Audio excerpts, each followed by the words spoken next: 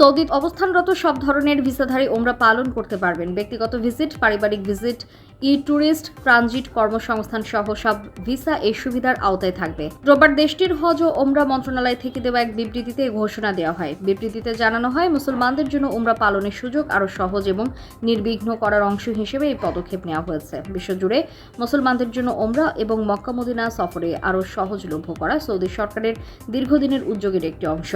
হজ ও ওমরা মন্ত্রণালয় বলেছে, এই উদ্যোগের মাধ্যমে হজ ওমরা খাতের সেবাগুলো আরও বিস্তৃত হবে এবং অনেক বেশি মানুষ এই সেবার আওতায় আসবেন। একই সঙ্গে ভিশন 2030-এর লক্ষ্য পূরণেও একটি ভূমিকা রাখবে। মন্ত্রণালয় এক বিবৃতিতে আরও বলেছে, দুই পবিত্র মসজিদের খাদেম বাদশাহ সালমান এবং প্রিন্স মোহাম্মদ বিন সালমানের নেতৃত্বে সরকার দৃঢ়ভাবে প্রতিশ্রুতিবদ্ধ পবিত্র দুই মসজিদে আগত মুসল্লিদের সর্বোত্তম সেবা দেওয়ার এবং তাদের আধ্যাত্মিক ভ্রমণকে নিরাপদ, সুশৃঙ্খল এবং সমৃদ্ধ অভিজ্ঞতায় পরিণত করার জন্য।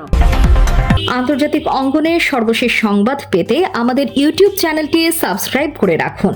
আমাদের সাথে থাকার জন্য আপনাকে অসংখ্য ধন্যবাদ।